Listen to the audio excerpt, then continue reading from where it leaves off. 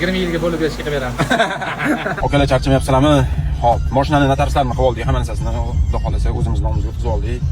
Qaranglar, bu mashinamizni kalotkasi bilan sharner ketib qolgan ekan, shu narsalarni oldim. Hop, buni olishimdan maqsad ertaga bizdan mashinani olgan odamlar bizani qarg'ash kerak emas, so'kish kerak emas, bizani duo qilish. Kuzatib turinglar, Abdulla og'ayni oldiga ketaman, ishini ham bitta ko'rsataman, lekin qo'li gul bola, kesanglar, hamma ishlarni cho'tga qilib beradi. Kalibratsiya qilib qo'yaman, o'tib olinglar.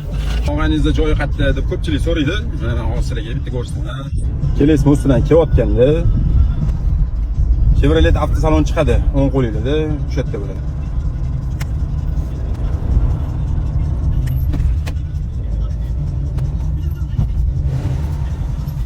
Og'aynimning joyi. Shaxsiy aravasi. Assalomu alaykum. Va alaykum assalom. Alloh, joyi tushuntiryapman. Yangi mashina oldik. O'sha mashinamizni sharneri bilan kalotkasi ketib qolgan ekan. Nech pulga almashtirib berasiz? Yosh oila bo'lsa, subsidiya qilib 20 yilga bo'lib berishga beraman.